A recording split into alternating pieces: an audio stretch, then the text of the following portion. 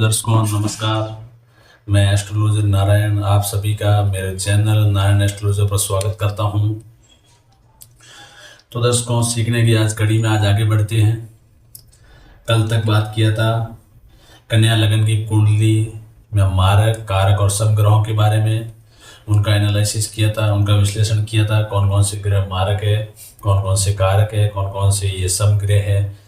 उससे आगे देखें तो आज बात करेंगे तुला लगन की कुंडली। तुला लगन की कुंडली में योग कारक मारक और सम ग्रहों के बारे में।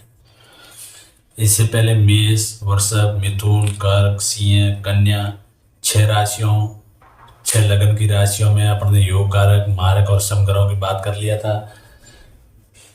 आई होप सबको समझ में आया होगा अच्छे से। यदि किसी को नहीं भी आया है तो आप कमेंट छोड़ दीजिए। मेरा टेलीग्राम चैनल है जो लिंक डिस्क्रिप्शन में दे रखा है, उसको ज्वाइन कर लीजिए, उसमें मैसेज छोड़ दीजिए। मैं आपको जो भी प्रॉब्लम होगा फुल ट्राई करूँगा उसको सॉल्व करने के लिए। लेकिन कोई भी माइंड में डाउट मत रखिए। यदि किसी को क्लियर समझ में नहीं आता है तो आप उसको स्किप मत करिए। देखो कोई भी चीज़ होगी सीखने की कड़ी में, आपको फर्स्ट स्टेप है, सेकंड है, थर्ड है, फोर्थ है, आपने मान लो एक मिस कर दिया बीच में से, तो ये मान के चलो आप सही से कुंडली का एनालिसिस कभी नहीं कर पाएंगे। मैं आपको स्टेप बाय स्टेप बेसिक बिल्कुल जीरो से स्टार्ट किया था, बेसिक स्टेप बाय स्टेप सिखाता आगे बढ़ रहा हूँ। इसके बाद और भी जो भी ज़रूरत की जो भी बेसिक जानकारी होगी वो सिखाता रहूँगा, फिर और आगे उसका एनालिसिस, ऐसा करके धीरे धीरे आगे बढ़ेंगे स्टेप बाय स्टेप। तो मैं आपको स्टेप बाय स्टेप सिखा रहा हूँ, तो आपको भी स्टेप बाय स्टेप मेरा आप फर्स्ट वीडियो से आप देखना चालू कर लीजिए। एक एक चीज़ देखते रहिए। कोई भी चीज़ समझ में नहीं आती तो स्किप कभी मत करिए। हाँ हो सकता है मैंने फुल ट्राई किया समझने के लिए, लेकिन किसी में मान लो आपको कुछ समझ में नहीं आता है, कुछ आपको लग रहा है कि मेरे ये नहीं बैठ रहा है, तो आप ज़रूर कमेंट छोड़िए, मेरे टेलीग्राम चैनल ज्वाइन करिए और उसमें मैसेज छोड़ दीजिए। मैं आपको 100% उसका रिप्लाई देने की कोशिश करूँगा। हाँ ठीक है, टाइम पे नहीं दे पाया तो थोड़ा लेट दे पाऊँगा, लेकिन उसको 100% आपको रिप्लाई करूँगा।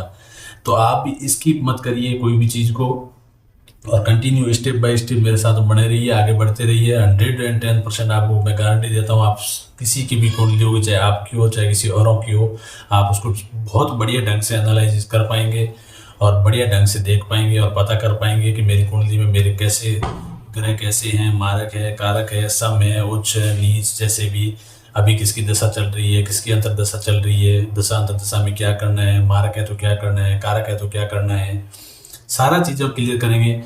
आप मेरे साथ बने रहिए, देखते रहिए। इससे पहले अपन ने मेष लगन की कुंडली की बात की थी, उसमें मारक कारक ग्रहों की बात किया था। उसके बाद वृषभ लगन की कुंडली की बात किया था, जो प्रीवियस वीडियो है डिस्क्रिप्शन में भी मैंने लिंक ऐड की है, उसमें यहाँ से देखना चाहो तो आप डायरेक्ट देख सकते हो, नहीं तो पीछे की प्लेलिस्ट सेलेक्ट करके आप देख सकते हैं। तीसरा मिथुन लगन की कुंडली का भी बात कर चुके हैं। चौथी राशि है कर्क, इसका भी अपन सारा मारक कारक और सम ग्रहों का बात कर चुके हैं।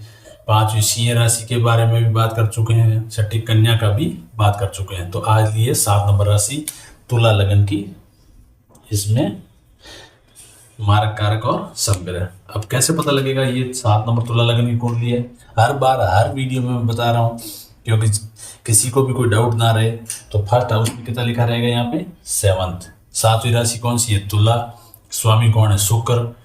तो ये फर्स्ट हाउस में 7 नंबर लिखा है, मतलब ये तुला लगन की कुंडली है और इसके 7 नंबर तुला के स्वामी कौन है? शुक्रदेव। तो इस कुंडली के लग्नेश कौन हुए? शुक्रदेव। अब इस कुंडली में क्या होगा? शुक्रदेव अपने मित्रता शत्रुता भाव वगैरह इनके बेस पे ग्रहों को घर अलॉटमेंट करेंगे। उसी के अकॉर्डिंग पे अपन डिसाइड करेंगे कौन सा मारक है और कौन सा कारक है और कौन सा समग्रह है। तो ये 7th है। इसके बाद यहाँ आएगा 8th 9 10 11 12 वापस 1 2 3 4 5 और 6। तो दर्शकों इसके स्वामी कौन है? कुंडली के मालिक कौन है? सीएम कौन है? वो है शुक्रदेव, दानव गुरु। अब ये दानव गुरु क्या करेंगे? अपने मित्रों और शत्रु ग्रहों को मित्रता और शत्रुता के बेस पे घर अलॉट करेंगे। इनकी मित्रता और शत्रुता के बेस पे अपन डिसाइड करेंगे कौन से मारक ग्रह हैं, कौन से कारक हैं, कौन से समग्रह हैं। तो दर्शकों, सबसे पहले बात कर लेते हैं योग कारक या कारक ग्रहों की। योग कारक बोल दो या कारक बोल दो, एक ही बात है, कारक ग्रह। वापस रिपीट कर देता हूँ वही बात दर्शकों, योग कारक कारक ग्रह अभी तक ये डिसाइड कर रहे हैं कि इस कुंडली में योग कारक कौन से हैं, मार्ग कौन से हैं, लेकिन ग्रहों का रिजल्ट कैसा रहेगा वो अभी तक अपन कोई डिसाइड नहीं कर रहे हैं, कोई फिक्स नहीं कर रहे हैं। ये बात मैं बार बार दर्शकों रिपीट करते हुए आ रहा हूँ कि सबसे पहला स्टेप है आपको योग कारक और मारक ग्रह डिसाइड करना है। उसके बाद उनके प्रभाव डिसाइड करेंगे, रिजल्ट डिसाइड करेंगे कैसा रिजल्ट देने वाला है। लेकिन अपना जो ये स्टेप है वो फर्स्ट स्टेप है, ओनली योग कारक और मारक ग्रहों का अलग अलग क्लासिफिकेशन। उसके बाद बहुत सारे योग युक्तियाँ थ्योरियाँ सब कुछ देखने के बाद डिसाइड करेंगे कि प्रभाव कैसे देने वाला है, उसका रिजल्ट कैसा रहेगा, अच्छा रहेगा, खराब रहेगा, वो सारा कुछ बाद की बात है। लेकिन अभी तक के योग कारक और मारक को भी आप ये डिसाइड मत कर लेना कि योग कारक अच्छा मारक खराब, ये कोई अभी तक फिक्स नहीं है। लेकिन योग कारक ग्रह तुला लगन में कौन से होंगे वो फिक्स है, ये योग कारक होंगे, ये मारक होंगे और ये सब होंगे, ये बात फिक्स है। लेकिन इनका प्रभाव सारी की सारी जितनी भी जातक की कुंडलियां हैं सब में अलग अलग होता है, सब में सबकी डिग्रियां अलग अलग होती है, प्लेसमेंट अलग अलग होती है। कई अच्छी जगह प्लेस्ड होते हैं, कई खराब जगह प्लेस्ड होते हैं, तो उसके अकॉर्डिंग वो रिजल्ट देते हैं। कई की कुंडलियों में उच्च के होते हैं, कई में नीच के होते हैं। उच्च के होते हैं तो उनकी डिग्रियां सब कुंडलियों में अलग अलग होती है, बलाबल सब में अलग अलग होता है। कईयों में सूर्य के साथ अस्त हो जाते हैं, बहुत सारी चीज़ें हैं। सब चीज़ों के बेस पे अपन प्रभाव डिसाइड करेंगे। लेकिन टिल नाउ ये मत डिसाइड कर लेना माइंड में योग कारक हो गए, ग्रह अच्छा है, बढ़िया रिजल्ट देगा और कोई दिक्कत नहीं आएगी, ये कोई फिक्स नहीं है। योग कारक ग्रह भी मार्क हो सकता है, खराब रिजल्ट दे सकता है, बुरा फल दे सकता है। जब तक उसकी प्लेसमेंट अच्छी ना हो, उसकी कैपेबिलिटी अच्छी ना हो, उच्च का ना हो और सूर्य से अस्त ना हो, बहुत सारी चीज़ें हैं। क्योंकि बार बार हर कुंडली में रिपीट करने का मेरा रीजन मैं बता देता हूँ, क्योंकि ये ही चीज़ें उसका प्रभाव, रिजल्ट और ये फल देखने में सहायक सिद्ध होगी। जो जो चीज़ें बार बार मैं रिपीट की जा रहा हूँ, प्लेसमेंट का, कैपेबिलिटी का, सूर्य के साथ अस्त का, उच्चता का, नीचता का, एक का पाप का तर योग का भी देखते हैं, जो मैं आगे बताऊंगा। पहले पाप का तर योग होता क्या है, उसके बाद बताऊंगा ये कैसे अप्लाई होता है, सारी चीज़ें बताऊंगा। लेकिन इन चीज़ों को बार बार रिपीट करने का मेरा एक ही पर्पस है कि जिस टाइम अपन रिजल्ट या प्रभाव इसका देखें तो आपके माइंड में आनी चाहिए ये सारी की सारी चीज़ें। प्लेसमेंट देखो, कैपेबिलिटी देखो, मैं नोट करता हूँ एक बार। किसी भी चीज़ ग्रह की प्लेसमेंट हो गई, प्लेसमेंट देखिए कैसे टाइप के घर में है, अच्छे घर में है या खराब घर में है। प्लेसमेंट के बाद ये देखो उच्च का या नीच का है। सेकंड चीज़, थर्ड चीज़ कैपेबिलिटी देख लो, कितने डिग्री लेके बैठा, 0 से 30 डिग्री है, उसमें से इस ग्रह के पास कितनी डिग्री है। यदि नीच का है, अशुभ है, तो उसकी डिग्री कम भी होगी तो ये कुंडली के लिए शुभ होगा, क्योंकि खराब रिजल्ट देने वाला था और उसकी डिग्री कम हो गई, कम रिजल्ट दे पाएगा खराब, तो ये कुंडली के लिए शुभ है। लेकिन अच्छा ग्रह था, उच्च का था और उसकी डिग्री कम हो गई तो ये कुंडली के लिए क्या होगा, अशुभ होगा। क्योंकि अच्छा रिजल्ट देने वाला था, बहुत बढ़िया रिजल्ट देने वाला था, डिग्री नहीं मिली देने के लिए, अब उसके पास पावर ही नहीं रही, तो ये कुंडली के लिए क्या, अशुभ होगा। इस कैपेबिलिटी के बाद देखते हैं सूर्य से अस्त तो नहीं है, उसके बाद देखते हैं पाप का तर योग देखते हैं, बहुत सारी चीज़ें देखनी पड़ती है। यही दोस्तों सबसे इम्पोर्टेंट, सबसे वेरी इंपॉर्टेंट जो पिलर है कुंडली देखने का, यही है। इन सारी चीज़ों के बेस पे उसके बाद कौन कौन से योग बन रहे हैं, कौन कौन सी युक्ति बना के बैठे हैं, कौन कौन सी थ्योरी एप्लीकेबल हो रही है, ये सारी चीज़ें देखने के बाद यही डिसाइड होता है कि ग्रह अच्छा फल दे पाएगा या नहीं। तो ये बार बार रिपीट करने का मेरा एक ही मकसद है कि 12 कुंडलियाँ जब इसमें मारक और कारक बता रहा हूँ तब तक मैं हर कुंडली में इनको रिपीट करूँ, तो आपके माइंड में कम से कम ये तो बिना फिक्स हो जाए कि मेरे को प्रभाव से पहले ये सारी चीज़ देखने के बाद ही डिसाइड करना है कि ग्रह अच्छा फल देगा या बुरा फल। तो अभी तक क्या है, ओनली योग कारक और मारक की बात कर रहे हैं, इस प्रभाव और फल की बात अभी तक नहीं कर रहे हैं। क्योंकि पहला स्टेप भी होता है योग कारक मारक निकालना, जो अभी अपन निकाल रहे हैं। उसके बाद इन सब के लिए योगों के लिए योग, युति, थ्योरी, अस्त तो कैसे देखना होता है मैं बना चुका हूँ वीडियो। अशुभ, शुभ, उच्च नीच, सारे के सारे बेसिक फंडे क्लियर करवाऊंगा आपको। क्लियर कराने के बाद जैसे अभी योग कारक और मारक निकाल रहे हैं, वैसे रिजल्ट, प्रभाव, फल निकालेंगे, कुंडली में से कैसे निकालते हैं वो बताऊंगा। तो वो आगे आपको बताता रहूँगा। ये बार बार रिपीट करने का मैंने आपको पर्पस यही बताया, क्योंकि मैं हर वीडियो में इनको रिपीट कर रहा हूँ कि इनका प्रभाव ऐसे देख रहे हैं। अभी तक अपन बात कर रहे हैं योग कारक और मारक ग्रहों की। चलो दर्शकों, बात करते हैं योग कारक ग्रहों की। अब इस कुंडली के लग्नेश कौन है? लग्नेश है शुक्रदेव। अब शुक्रदेव खुद इस कुंडली के मालिक है, सीएम पावर है, और ऊपर से घर इन्होंने 1 नंबर घर ले रखा है, जो स्वयं का घर होता है। और दूसरा कौन सा घर मिल रखा है देख लीजिए आप, ये 7 नंबर तुला, दूसरा वर्षभ, जो इनको ये घर मिल रखा है। लेकिन मैंने पहले भी आपको बोला है, त्रिकोण के घरों के स्वामी की दूसरी राशि कहीं पे भी बैठ जाए तो वो उनका अशुभ प्रभाव उनके ऊपर कोई इफेक्ट नहीं करता है, वो उसी घर के अकॉर्डिंग ही फल देते हैं। तो योग कारक ग्रह ये शुक्र खुद हो गए सबसे योग कारक ग्रह इस कुंडली के।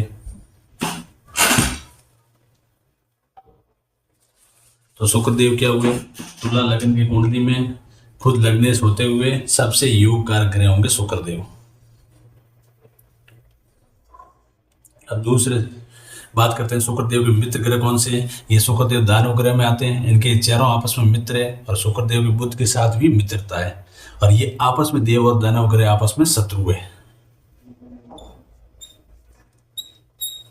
ठीक है दर्शकों, अब शुक्रदेव के मित्र कौन से हुए? शनिदेव। अब बात कर लेते हैं शनिदेव की।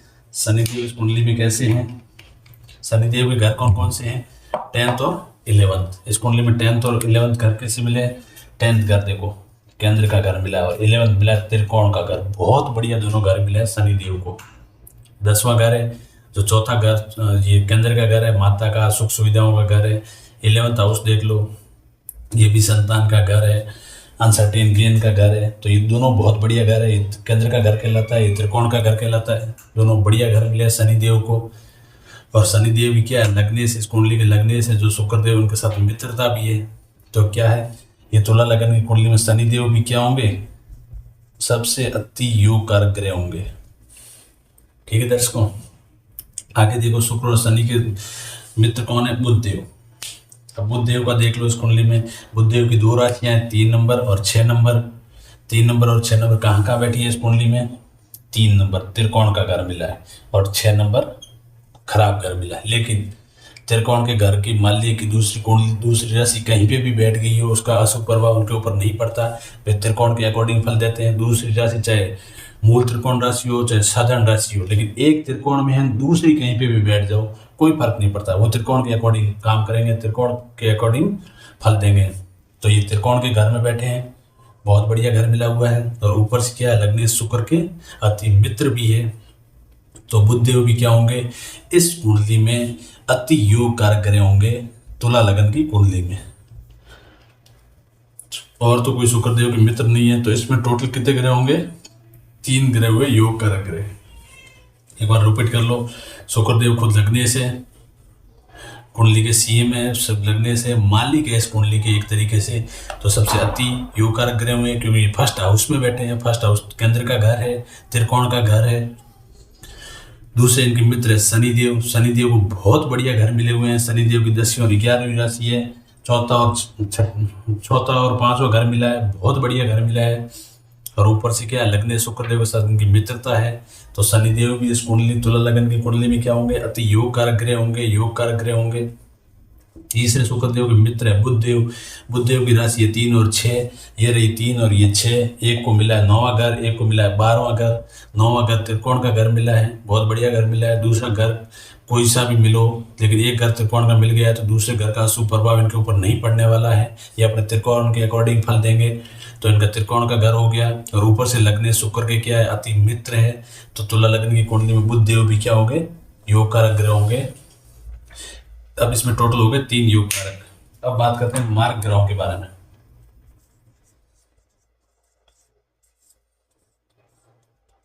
मार्ग ग्रहों में सबसे पहले ले लेते हैं सूर्यदेव।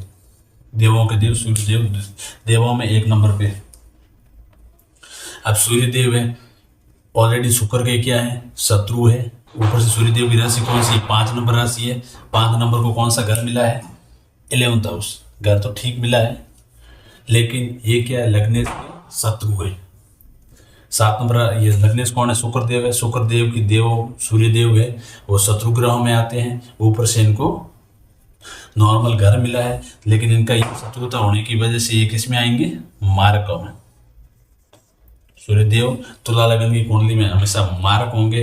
ये दोस्तों मारक और कारक बिल्कुल, ये जो थ्योरी है, ये बेस है, इसके अकॉर्डिंग जो बेस के अकॉर्डिंग निकाल रहे हो, ये हर कुंडली में तुला लगन की जितनी भी कुंडलियां होंगी उसमें फिक्स है। इतने योग कारक होंगे, इतने मारक होंगे, इतने सम होंगे, लेकिन कभी भी रिजल्ट सबका सेम नहीं होगा। शुक्रदेव मारक योग कारक है, शनिदेव योग कारक है, बुध देव योग कारक है। जरूरी नहीं है सारी की सारी तुला लगन कुंडली में बुध का इफेक्ट एक जैसा हो। ये कुंडली है जिसमें बुध बहुत बढ़िया रिजल्ट दे रहे हैं, एक है जिसमें ज़्यादा खास रिजल्ट नहीं दे रहे हैं, एक में कोई रिजल्ट नहीं दे रहे हैं, एक में पूरा रिजल्ट दे रहे हैं। हो सकता है सारी की सारी कुंडलियों में अलग अलग होगा, लेकिन मारक ग्रह कौन से हैं वो फिक्स रहेगा सारी की सारी तुला लगन की कुंडलियों में।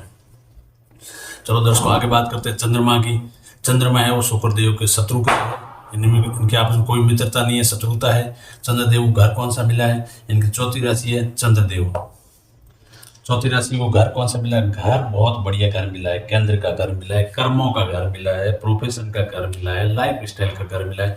इनको घर बहुत बढ़िया मिला है चंद्रमा को, लेकिन इनकी क्या लगने इसके साथ शत्रुता है। तो सारी पीछे जो कुंडलियों का एनालिसिस किया तो उसमें मैं बताते हुए आ रहा हूँ, कोई भी ग्रह है जिसकी लगने के साथ में शत्रुता तो है, लेकिन उनको घर बहुत बढ़िया मिल जाता है, जैसे केंद्र का घर मिल गया है, तो वो ग्रह मारक ग्रहों में कभी नहीं आएगा, दुश्मन होते हुए भी नहीं आएगा। वो किस में आएगा, सम ग्रह में। तो चंद्रमा क्या हुए, इस कुंडली के सम ग्रह हुए। जितने भी पीछे मैंने सम ग्रह निकाले हैं, यही परिभाषा मैंने बार बार रिपीट की है। कोई भी ग्रह लगने इसका शत्रु होने के बाद भी यदि उसको अच्छा केंद्र का घर मिल जाए, चाहे 10वां मिला चाहे चौथा मिला, अच्छा घर मिल जाता है, तो वो कभी भी मारक नहीं होगा उस कुंडली में, वो हमेशा सम होगा। और वो कैसे रिजल्ट देगा, अपनी प्लेसमेंट के बेस पे देगा, कौन से घर में जाके बैठता है ये 10वें घर का मालिक, लेकिन मान लो बैठ गया चौथे घर में, तो उसकी प्लेसमेंट डिसाइड करेगी कि अच्छा फल देगा या बुरा फल देगा। उच्चता या नीचता डिसाइड करेगी, उच्च है कि नीच है, उसके बेस पे डिसाइड होगा कि ये अच्छा फल देगा या बुरा फल देगा। या फिर सूर्य के साथ अस्त तो नहीं है, कैपेबिलिटी कितनी है, वो सारी चीज़ें देखने के बाद डिसाइड होगा। लेकिन मारक कभी नहीं होगा, दुश्मन होते हुए भी मारक नहीं होगा। क्यों, क्योंकि ये इसको घर बहुत बढ़िया घर मिला हुआ है। नेक्स्ट बात करते हैं मंगल देव की। मंगल देव भी क्या है, शुक्र देव के शत्रु है, लेकिन घर कौन सा मिला वो देखते हैं। मंगल देव की राशि पहली और 8वीं, 1 नंबर कहाँ लिखा है, 1 नंबर ये, 8 नंबर ये। अब दोनों पे अष्टम टू अष्टम चोरी अप्लाई हो रही है, क्योंकि इस घर पे अष्टम टू अष्टम चोरी अप्लाई होती है। अष्टम टू अष्टम चोरी के अकॉर्डिंग 7वें और दूसरे घर का मालिक यदि लग्नेश का शत्रु है तो वो ग्रह मारक होगा, यदि वो लग्नेश का मित्र है तो वो कारक होगा। अब दूसरे घर का मालिक कौन है, मंगल, और दूसरे घर का मालिक कौन है, 8वीं राशि मंगल। अब मंगल है वो क्या है, लग्नेश है शुक्रदेव, शुक्रदेव का शत्रु है। तो क्या होगा, अष्टम टू अष्टम छोरी के अकॉर्डिंग मंगल देव इस तुला लगन की कुंडली में क्या होंगे, मारक होंगे, क्योंकि ये क्या लग्नेश के शत्रु है। ठीक है दर्शकों, इसके बाद देखते हैं बृहस्पति देव। बृहस्पति देव कैसे रहेंगे इस कुंडली में। बृहस्पति देव की कौन कौन सी राशियां हैं, 9 और 12 कहाँ बैठी है, ये रही 9 तीसरा घर, 12 छठा घर। दोनों अच्छे घर नहीं मिले इसमें, इन्होंने शुक्रदेव ने पूरी अपनी शत्रुता निभाई है और अच्छे घर दोनों नहीं दिए। अब इसमें क्या डिफाइन होता है कि एक तो अच्छा घर भी नहीं है, लग्नेश के साथ शत्रुता भी है बृहस्पति देव की, तो क्या होगा, हमेशा ऑलवेज मारक होंगे इस कुंडली में। तो तुला लग्न की कुंडली में बृहस्पति देव भी क्या होते हैं, हमेशा मारक होंगे। इनको डिपार्टमेंट भी अच्छे नहीं मिले हैं और ऊपर से लग्नेश के साथ में शत्रुता भी है। तो टोटल कितने ग्रह होंगे, 3 ही मारक होंगे, 3 ही योग कारक होंगे, 1 हो गए समग्रह। टोटल 7 ग्रह होते हैं पिंड ग्रह और 2 होते हैं छाया ग्रह। तो दर्शकों आज अपन ने यही बात किया था तुला लगन की कुंडली का, पूरा डिटेल में मैंने समझाने का पूरा कोशिश किया है। आई होप सबको बढ़िया से समझ में आया होगा। उसके बाद भी नहीं आता है तो प्लीज़ मेरा टेलीग्राम चैनल है, डिस्क्रिप्शन में लिंक दे रखा है, उसको ज्वाइन करिए, उसमें कमेंट पुट कर दीजिए। मैं सारे के सारे कमेंटों को रिप्लाई करने की फुल कोशिश करूँगा। हाँ, टाइम पे नहीं कर पाया तो, लेकिन 100% रिप्लाई करूँगा। किसी की ज़्यादा बड़ी प्रॉब्लम हुई, क्लियर समझ में नहीं आ पा रहा, तो मैं उसका अलग से वीडियो डाल के मैं एक प्लेलिस्ट क्रिएट करूँगा, क्वेश्चन एंड आंसर करके उसमें पुट कर दूंगा, आप वहाँ से देख लेना। और नहीं तो इस वीडियो के नीचे आप कमेंट कर देना कि मेरे को ये चीज़ क्लियर नहीं हुई है या फिर इसका मुझे पता नहीं लगा। जो भी आपका प्रॉब्लम्स हो वो आप कमेंट कर सकते हो, टेलीग्राम चैनल ज्वाइन करके उसमें कमेंट पुट कर सकते हो। तो इसके अकॉर्डिंग मैं 12 की 12 राशियाँ लूँगा। आज 7वीं राशि ली है, कल 8वीं, 9वीं, 10वीं, 11वीं, 12वीं करके सब में मार्क और कारक ग्रह फाइनल करेंगे, फिर और आगे बढ़ेंगे। तो मैं एक बार आपको रिपीट कर देता हूँ सही से, क्योंकि इन चीज़ों पे बार बार फोकस करने का मेरा पर्पस एक ही है कि ये चीज़ आपके माइंड में क्लियर हो जानी चाहिए कि योग कारक कौन सी लगन कुंडली में, योग कारक कौन सा, मार्क कौन सा, मार्क है तो क्यों है, योग कारक है तो क्यों है, और सम है तो सम क्यों है। अब ये सम है, समग्रह चंद्रमा, चंद्रमा शुक्र देव का शत्रु होते हुए मार्ग में नहीं आ रहा है। क्यों नहीं आ पा रहा है? क्योंकि इनको डिपार्टमेंट बढ़िया मिल गया, घर 4th, ये 10th हाउस मिला हुआ है, कर्मों का घर, प्रोफेशन का घर, लाइफ स्टाइल का घर, क्योंकि घर बहुत बढ़िया मिल गया है। लेकिन ये है लगने इसके शत्रु, लेकिन वो अच्छा घर मिला हुआ है, इसकी वजह से ये मार्ग नहीं होंगे, सम होंगे, ऑलवेज सम होंगे। अब इसका रिजल्ट कैसा रहेगा वो आगे देखेंगे।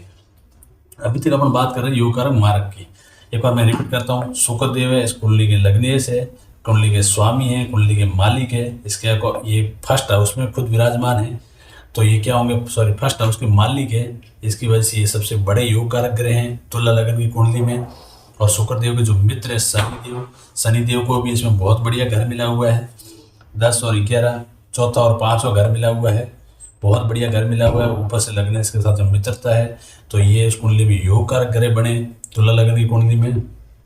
नेक्स्ट बात करते हैं बुध देव की, जो भी लग्नेश के मित्र है इनको भी घर कौन कौन सा मिला हुआ है। बुध देव को तीसरा और छठा, ये तीसरा और ये छठा, एक घर इनको खराब मिला है, लेकिन एक घर इनको त्रिकोण में मिल गया है।